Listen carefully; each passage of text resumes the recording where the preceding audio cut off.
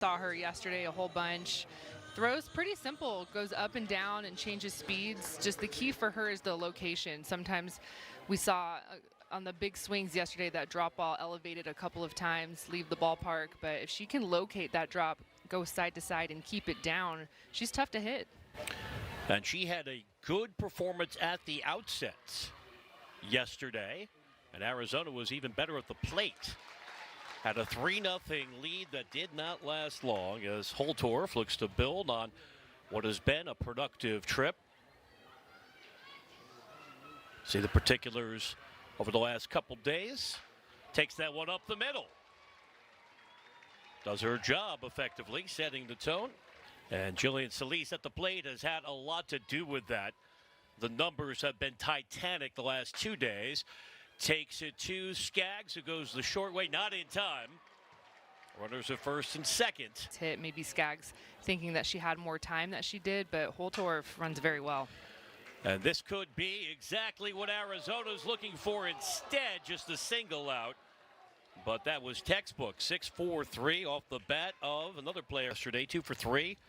An RBI and 3 runs scored. Takes that one to center field, and we see the mobility of Reagan Shockey. Got a good jump on the ball, able to track it down. And Stoddard escapes unscathed. Washington, who has already made an impact with her glove, moving up to the 3-hole after she went deep yesterday. Yeah, why not? Get rewarded. You get moved up in the lineup, and Arizona only able to get 3 hits yesterday, and one of those was the big home run from Behringer. So I'm looking at Skaggs, Skupin, and DiNardo in the middle of that lineup because those are the big bats that you expect to produce, and it kind of starts with your best hitters, right? So you've seen Shockey and her speed. Kennedy behind her have been fun to watch at the top of the lineup, but I'm just kind of waiting for that power to emerge. Arizona had no answers after the first inning with the 3 hits when they were set down 16 in a row by Lindsay Lopez. The ball handed to the true freshman, Sydney Peters. You saw the overall profile. She's from Santa Fe, Texas. Put up huge numbers, as you might imagine, on the high school level. And it is a freshman versus freshman encounter to get us underway. Shockey, who's already displayed what she can do in center field, has had a big year at the plate, and it continues. Slaps that one the other way through the hole for a leadoff hit. And so why not? You have the series in hand. You want to see what your freshman can do, and they are very excited about her potential. And that could be strike him out, throw him out indeed. Kennedy couldn't catch up with the pitch, and a wonderful throw by Johnson. This is how you draw it up. A little bit of an off speed too there, so that makes it even more impressive. Reagan Shockey, one of the sorry, Smokey. Part of the consensus to lean on. Well struck up the alley. That's going to the wall, and Behringer remains red hot. She's got another extra base hit, and Arizona. And the count runs full. Peters with the payoff delivery. Sharply struck to Fiedler, who makes that sparkling defense. Nelson, we highlighted the grand slam, the second of her career. She lifts that to right field, and Parrish Chica only needs to take a couple steps, and Stoddard has asserted the year a couple years ago, now in her sophomore season. 1-2 from Stoddard. Can't do better than Miranda in that frame. 382 to lead Arizona at the plate. And takes that one to Solis, who reveals how well she can play in the field as well. After all of the home runs, Washington has won 12 of their last 13. And they could not be any more dominant. And that's going to only require Holtorf to get to the edge of the outfield graphs. So Peter with 2 away in that magnificent comeback. Beal into the shift, and I see you shaking your head. Just because of how much speed that she has, and you're right in the middle of the lineup where you want to be with Solis. Who is so dangerous. Left early again. Seems to be something that Avery needs to work on, and that'll retire the side. And we figured out how that rule worked yesterday. Hobson, though, that's basically the only way you're going to get her out. She's total base.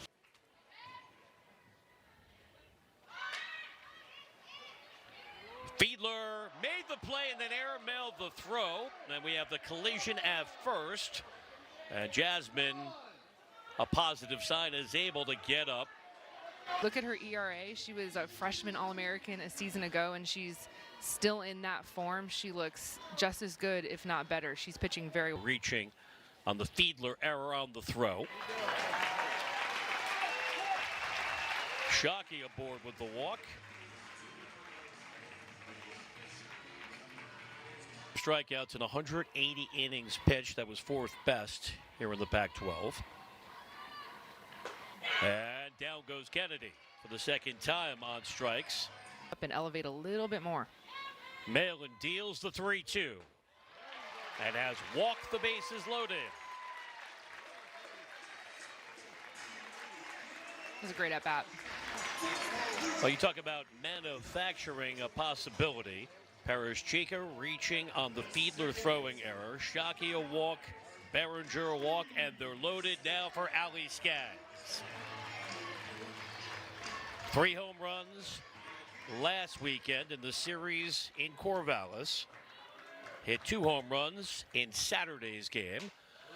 And that's a towering fly ball swinging on the first pitch, and the pop-up leaves them loaded as Holtor puts it away. Malin does her job. She added. But it's a player that has experience playing for now one of your assistant coaches, so it just makes everything just a little bit more natural, a little bit more calm. And she has been not skipping a beat from where she was a season ago with San Diego State. Teams combining for just 4 hits as we move into the fourth. Behringer gets 1. And that's all Arizona will get as Johnson makes the turn for second. And now she's in scoring position. Solis erased at second. Able to get the hometown talent to stay here. I want to play for U of A. That is going into the gap. But it's going to be a loud single. Skupin is going to be limited to just 1 base. That's what separates pitchers from elite pitchers. And able to ring up DiNardo 4th time in 2 games. Olivia's down on strike. First pitch you're going to learn after the change is the drop, and then right after that is the rise. Emily Shep jumps on the first pitch, she says, and that's off the wall. She's got a double, and Altmaier will be held at third. Shep hitting 7th comes through. She was able to make solid contact and almost got that one to go the distance. The split, that's an easy way to have a little bit more barrel control, maybe sacrificing a little bit of power. Trying to get on top of the rise. Well, you spoke it into existence, the throw to the plate. We got the rundown. That's going to retire Altmaier. Beal astutely goes all the way to second. Nice job defensively there for Washington. If you're an Arizona fan, that's exactly what you're going to do. You're going to end up with the same situation no matter what out is resulted there. So you want to strikeouts already in her relief appearance. Looking for 1 more to come up with the escape here with runners at second and third. And Jasmine doing her job to extend the at-bat. And that's the second time in the series she was out of the batter's box. Hometown, her dad was an alum, played on the football team, so there's so much legacy there, and she's been making it pay off in her senior year. With another hit after she was 3 for 3. And, you know, you can't predict these things, but Aisa Silva and Miranda Stoddard, it's been the 1-2 punch all season long. Stewart sends that into foul ground. And up against the railing, the crowd will tell the story, and a chance potentially. Is deep. It runs deep through all the years of club ball. This is a pinch hitter. Giselle Alvarez swinging at the first pitch she saw, and she is set down on a well-turned double play. 4-6-3. Silva equal to the challenge. Still applied. Pitching and defense. Even Arizona State. That is fair. It did not cue back as it was deadened right in front of the plate, and Johnson was able to scoop it up quickly. That is vintage Ruby Malin, and she's been a lot more demonstrative with the body language as well. Couple more strikeouts, and we're still scoreless. Amy Reynolds last year, and so on paper they don't have that. Are they developing those players right now? You bet. Beal takes it up one hop and had the glove. Runs on 14 hits last night, and Solis punches that one to left field. Kennedy's there. And the overall pattern continues. This game is moving at a fast clip. We're still searching for the first run, going to the bottom of the sixth. Payoff pitch. That is fair, and no play for Fiedler. Skaggs reaches on the infield hit.